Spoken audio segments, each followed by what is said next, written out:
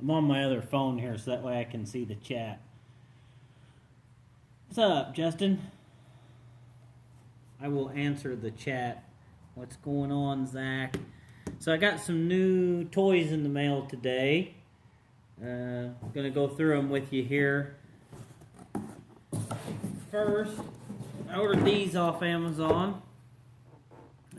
With spring coming, we'll be doing some maintenance, and I thought I'm going to try a little different sprayer this year. The picture's a little misleading because I thought I was getting light bright. I thought doing some maintenance, and I thought I'm going to try. Let me turn that down. So I thought I was getting brass nozzles, but apparently they appear to be plastic, so we'll see how they hold up. I'm going to set up one with Simple Green in it for less corrosive stuff, and then set the other one up with Foaminator. And let's see, do I have any in here?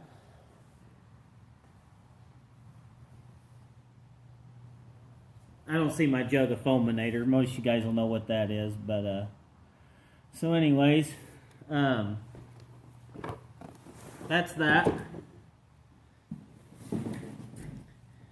Next is this.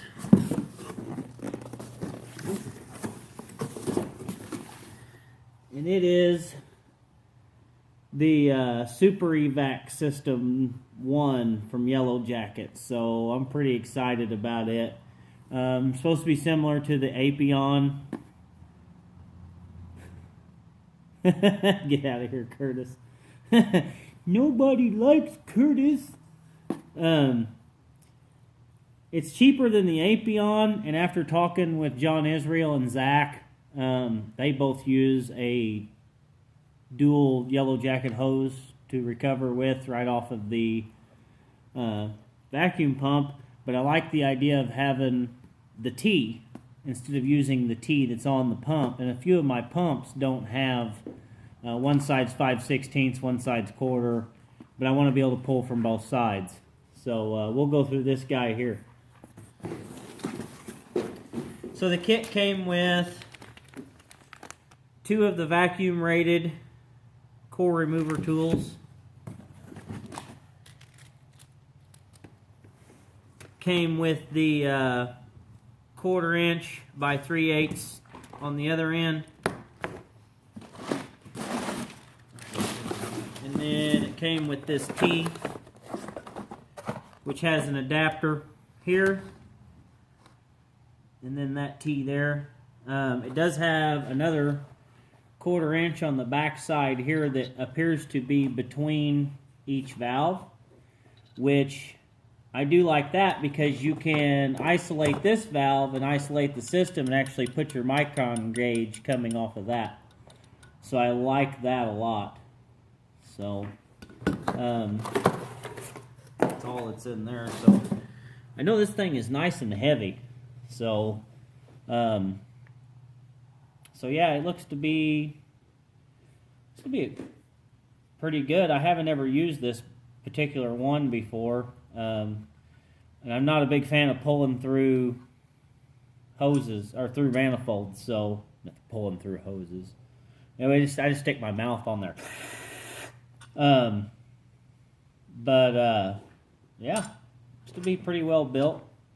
I will more than likely nylog everything before I put it together, and I will probably leave the hoses connected here and then just remove this from my vacuum pump because I'm afraid that the height of it on my vacuum pump's not gonna work real well where I keep it out on my truck, and I'm liable to break it off. So yeah, it's the new toys I got. I'm glad we're doing a condenser install tomorrow because I'm excited to use it. It's gonna be interesting to you knuckle-headed dog, get over here. Drop. Leave that alone. Go lay down. It's like having a kid running around in here. Something else that I did get today that I'm very impressed with. Not the grinder, but the blade that's on it. This is it appears to be, it's a diamond blade, and it looks a lot like a masonry blade, but this is actually made for structural steel, stainless steel, I mean pretty much all ferrous and non-ferrous metals, but can also be used on masonry, and they guarantee it for supposedly 2,000 cuts. Now what they're basing that off of is a 1/8 inch thick 1 inch by 1 inch angle. If you're cutting through it, they say it can last for 2,000 cut throughs of that. It can be used wet or dry, which is nice, so you can use it, and they said you can even use it with oils. This one's made by Milwaukee, and I got it at the local tool place. But I used it today cutting holes through the side of a metal building for our ductwork to run through, and I'm really happy with it.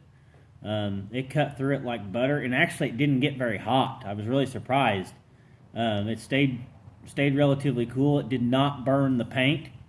Right, a lot of times you're using an abrasive wheel, up to a 3/16 up, you'll actually burn the paint on the coating on the painted corrugated metal, but this did not, so I'm pretty impressed with it. Matter of fact, I may jig up a piece of angle and cut it and show you guys how it works. So let's see what we got. He's going postal. Oh shit. I used to have one of those. What did you have, Zach? I don't guess I know what you're talking about there. Wi-Fi vacuum? Yeah. Yes, 1/2 inch hoses. Ulysses. Cuss at the dog like you wanted to. Now I'll just beat him real good when we're not on video. I really wouldn't do that. I love my dog like I love my kids. That's why he's so freaking spoiled. So, fuck you, Curtis. Suck. But anyways, let's cut a piece of metal.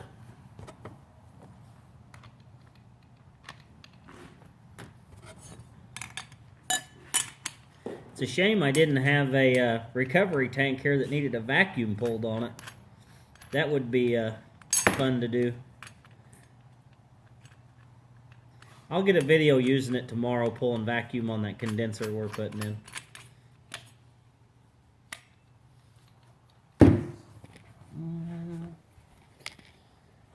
Oh, just so in case anybody might want to know, I'm actually I just uploaded a new podcast. And for anybody that would like to know, this is what I have been using to record my podcasts.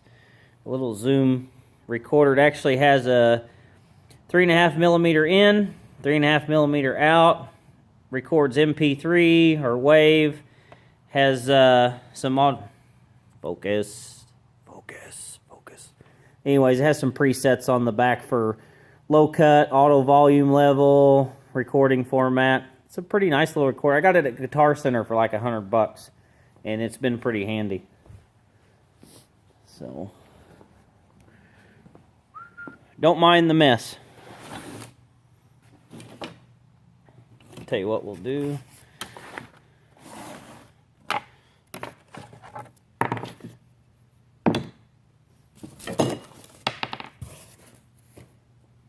Yeah, you guys can watch Hank for a minute.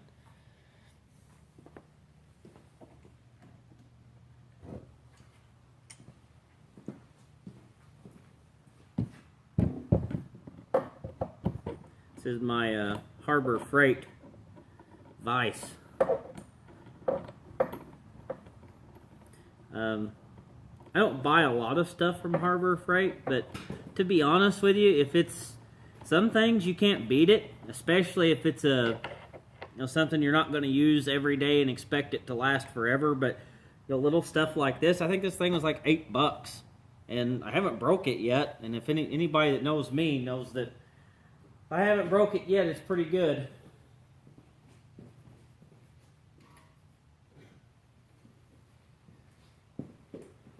Okay, so here we've got this is 1/8 inch 2x2 angle. Let's try it. I'll get it open that wide. Nope.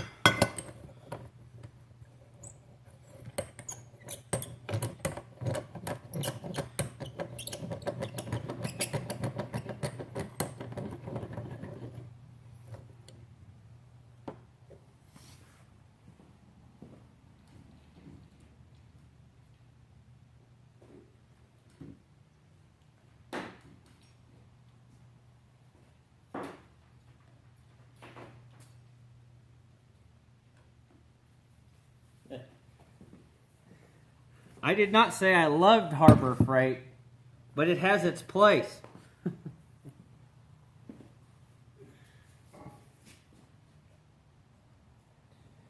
You guys might want to turn the volume down. Might want to move that. That's got alcohol in it.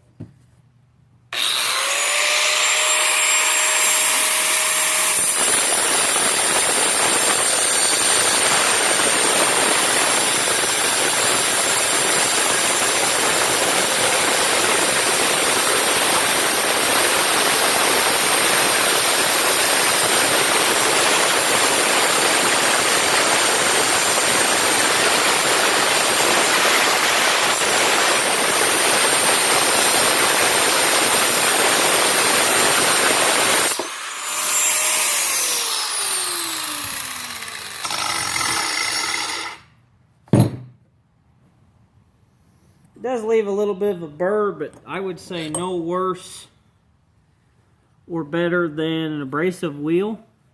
But the fact that you can make so many more cuts with it and not have to worry about an abrasive wheel wearing out. Also, you don't get that nasty smell of an abrasive wheel. So that seems to be pretty nice. So I like it. I think it was about $30. But considering, we'll see how it holds up. I don't use one a whole lot. I use it more on commercial stuff. So we'll see how well it holds up in that application. But, I mean, even at that, I mean, it's cool to the touch already.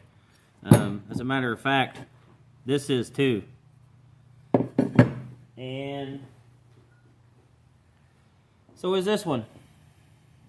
So I do like how it doesn't heat up as much. It doesn't seem to throw the sparks quite as much as an abrasive wheel either, which is nice.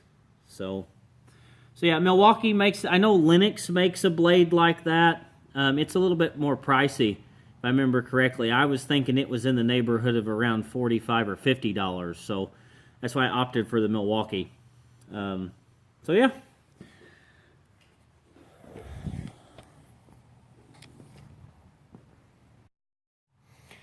Let's check in, see if anybody's had anything else to say. Fire. Yes, the new podcast will be up tonight. I just sent the link over to Zach. So, but if you already, if you can go to the Libsyn channel too and check it out there. So, I did this podcast. Kind of, it's more geared towards, I would say, the client. But also there's some good information on there that, you guys, it's basically the struggles you guys already know. I actually did the same podcast but removed part of it because I wanted to host it on my website too, and I wanted it to be geared more towards the consumer. But you guys will get to hear a little bit about how I do things business-wise with service calls. Also, don't forget to check out the Bowers House podcast, which is being hosted on WorkingJoes.com, and also will be on iTunes and Google Play. It is myself and the great Curtis Bowers, who is in the chat at the moment. And it's going to be interesting, especially with the week that I've had already, and the week that Curtis has had already. and Zach can correct me if I'm wrong, but I think Zach is actually not going to do a Hangouts this weekend. I think I'm going to do the Hangouts, and we're actually going to do the podcast live, and then go straight into a Hangouts afterwards. So if anybody is interested in being a part of the Hangouts this Saturday, please email bowershousepodcast@gmail.com or PM the address through the Bowers House Podcast Facebook page, and I will get you guys all on the list to send you an invite. Now, we can only have 10 in the Hangouts. I don't think I've been in a Hangouts yet that was maxed out. Maybe one time, but it was only for like 15 or 20 minutes. But it would be great to get a bunch of guys involved in that and get some good conversation going. Good way to kind of cut loose. And you guys can also give us suggestions for that podcast. Also, my podcast, greathousemech@gmail.com. Email me suggestions or, anything that you want to hear me talk about. I'm going to start doing these little live videos maybe a couple times a week. It'll be anything from tools to podcasting to who knows. I mean, just nonsense really. But yeah, thanks for watching, guys, and be safe out there. Have a good week, and hope to see you guys at the Bowers House Podcast live event and Hangouts this Saturday night. Once again, that email is bowershousepodcast@gmail.com. Also the Facebook page. And see ya.